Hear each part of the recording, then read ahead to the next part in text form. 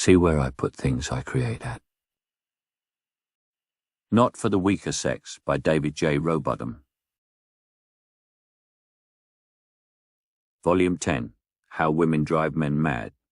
Driving and How Good Women Are at It. Women are as good as, if not better than, male drivers. Being moody, I get moody. You get moody. We all get moody. Why is it, though, that women reserve their foulest mood for the people they profess to love the most?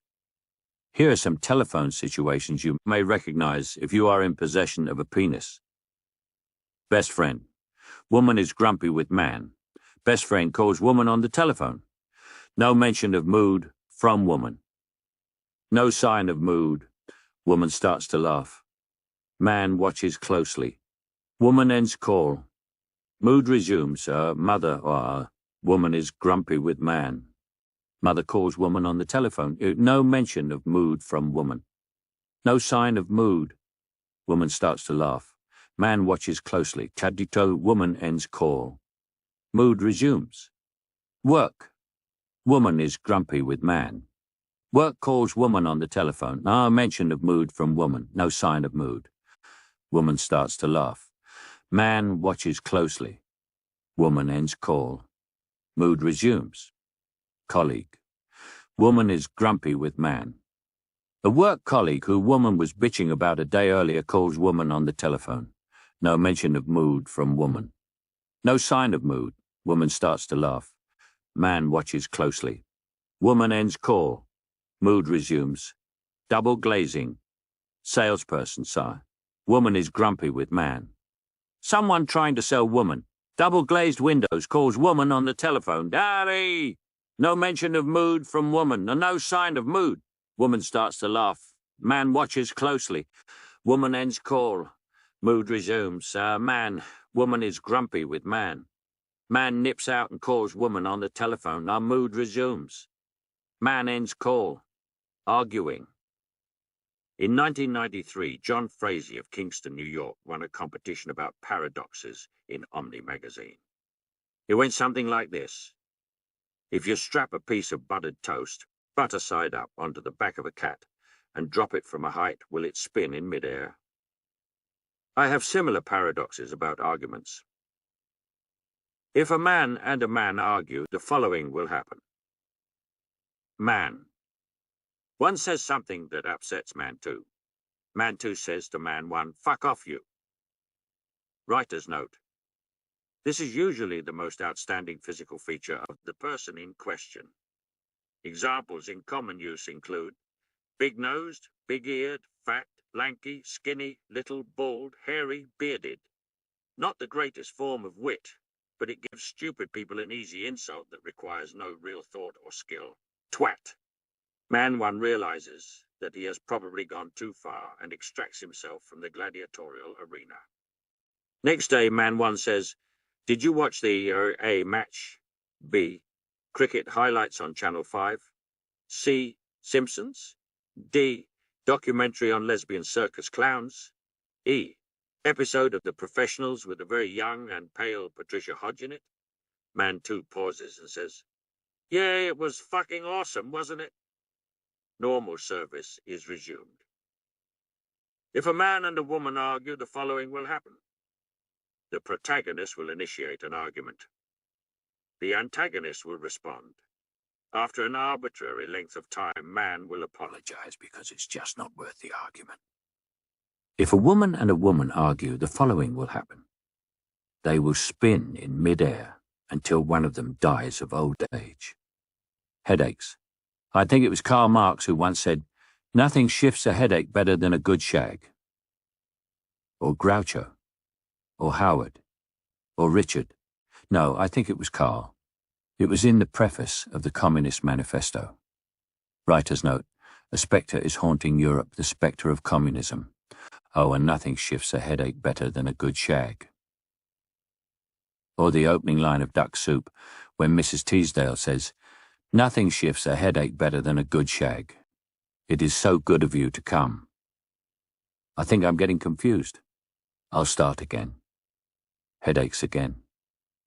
According to Women's Health magazine, in an article written by Alexandra Duron, published on the 11th of March 2011, Getting It On, may help relieve the pain of migraines and cluster headaches.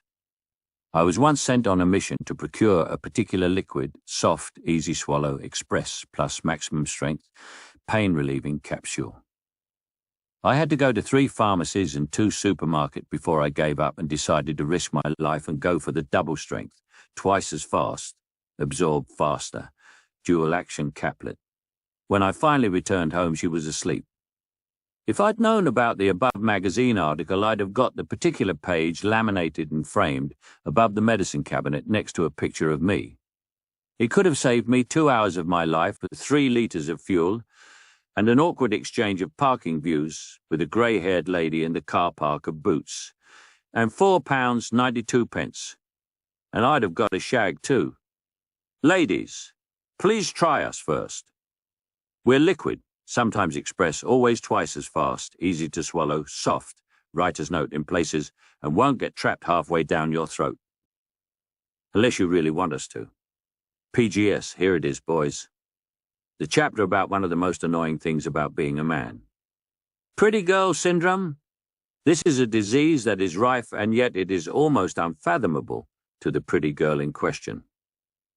They seem to believe that it is their evolutionary right to have tasks performed for them purely on the basis of their looks. Now, don't get me wrong, this is not a disease that affects all pretty girls, and I'm not suggesting that it is a gender-specific phenomenon.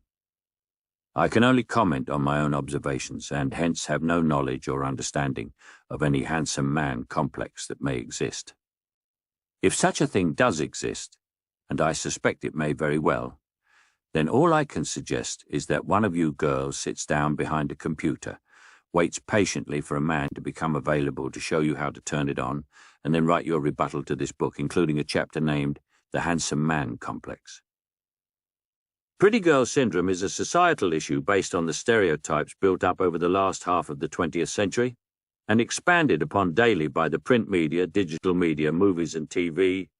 If you look a particular way, then you will get more for less. You see this in daily life, from teenage girls to women of an age who should know better, and all points in between.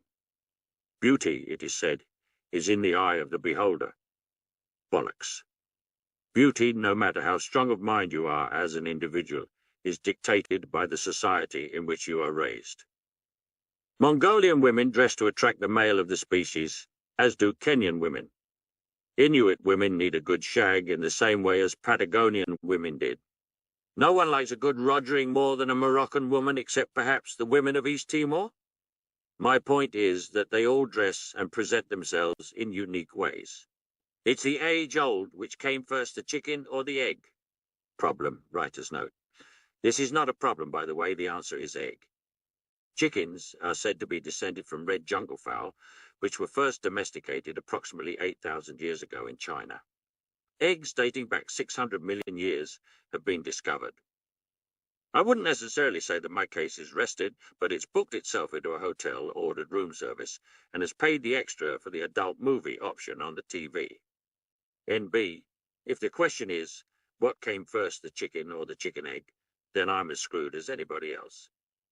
But do women dress this way because the male of the species is traditionally attracted to this particular look, or does the male like this look because they dress this way? It's all bollocks, and I don't really care what the answer is, so long as the man is attracted and the progeny is produced. The erroneous term westernized look is used to describe anything from the equally erroneous first world. In simple terms, it's the look promoted by Hollywood. White teeth, slim waist, large firm breasts, dene, tight little bum, perfect skin, long sleek legs. Writer's note. Excuse me for a second, I need to go for a lie down.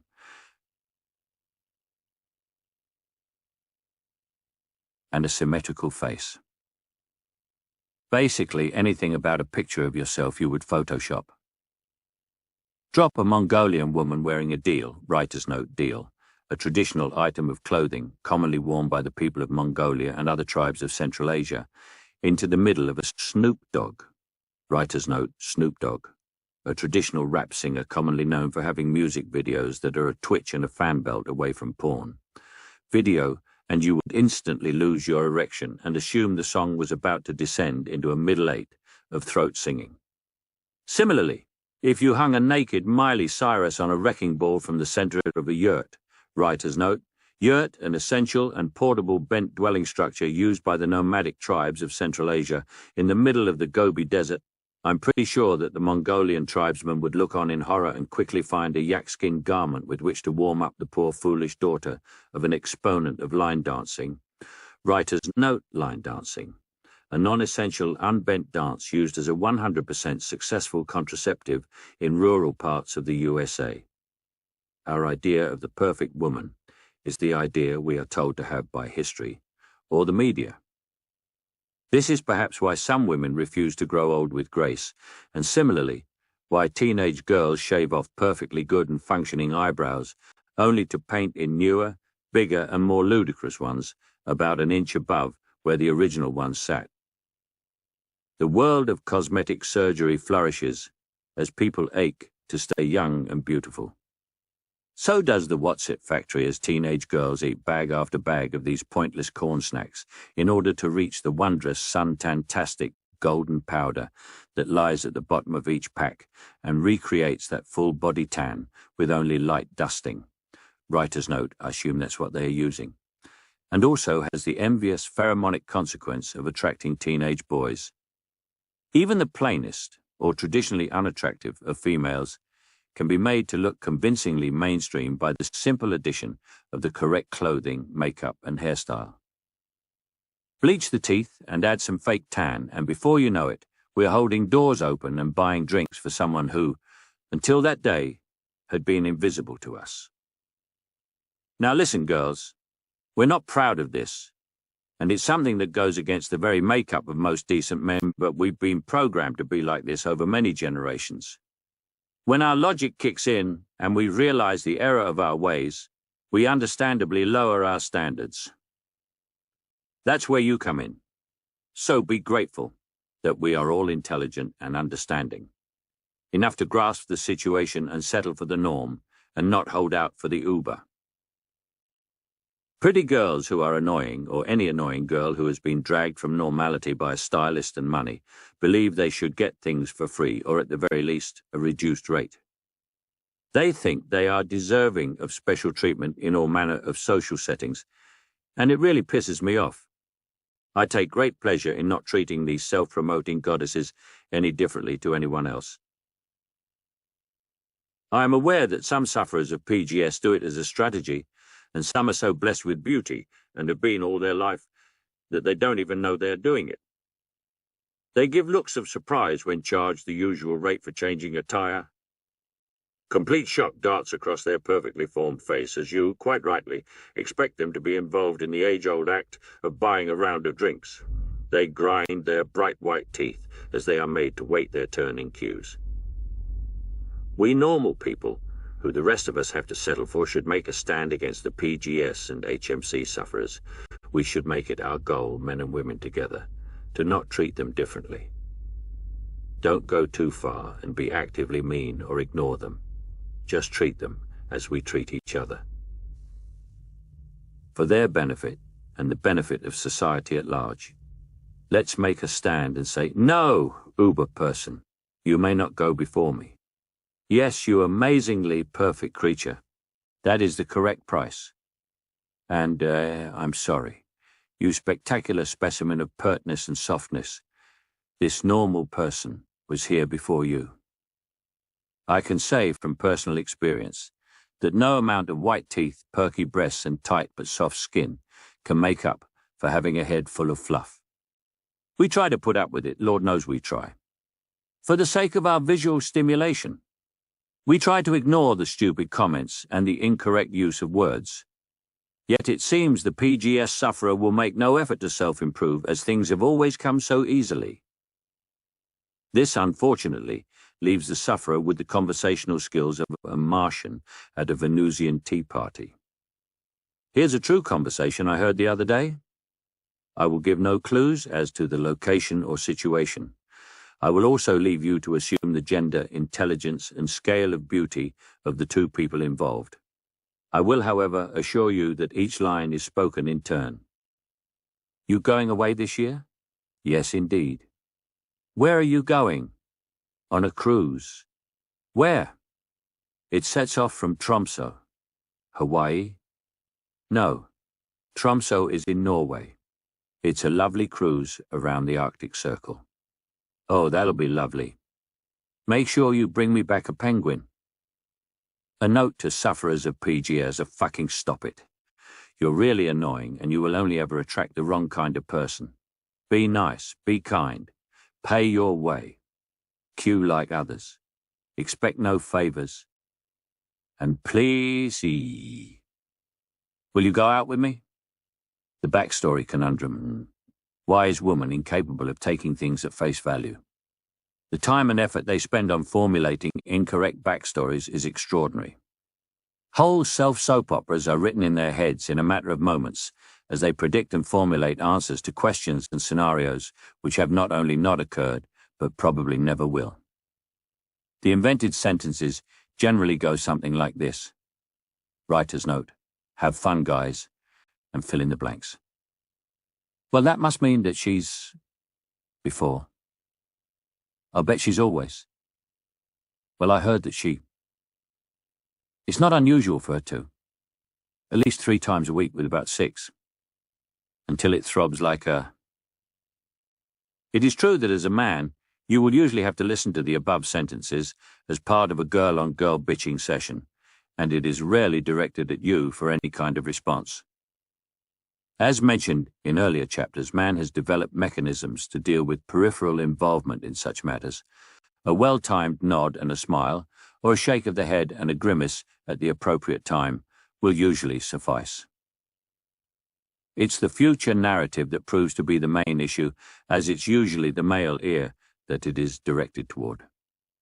Once alone with your chosen female, it is going to be you and you alone who has to play the I know I'm obligated to pretend to listen, but does she want an answer to any of this, or is it simply something she needs to say while being aware that there is another human ear listening to it all game? The conversation will go something like this. Writer's note. Note to girls. Feel free to copy this conversation down so you can simply print out many copies and hand it to your man on the occasions you feel the need to do this. It may not make you feel better, but it will make your man love you more. I promise. Writer's note. Note to men. There is no chance she will do the above, but hey, I tried. As you read the following, try not to get too sad. You know what will happen now, don't you? She'll go and speak to Shannon. They'll both be bitching about me behind my back. You know that, don't you? Then she'll say to Shannon, writer's note. At this point, you must imagine a bit of character acting on her part as she adopts a whiny and bitchy style of vocal delivery. It's all her fault, you know. And Shannon will say, writer's note, slightly deeper voice but still whiny, I never liked her anyway. And then they'll both go around to Lucy's house, and then she'll say she doesn't want to go out next weekend on the do that I've organised for everyone, just because she can't stand me telling her a few home truths. I mean, it's her boyfriend that's caused all the trouble. You remember him, don't you? He was the one who just sat there all night with a grumpy face while we all danced. Writer's note, in actual fact, you'd had a really nice chat with him about the cricket. I'm just sick of the whole situation. You know what I'm going to do? Hey? Are you listening to me? Oh my God. You're not, are you? You've not heard a single word I've said, have you? You care less than the rest of them. Get off me. Leave me alone. All I ask is that you listen to me. Is that too much for you? Yes.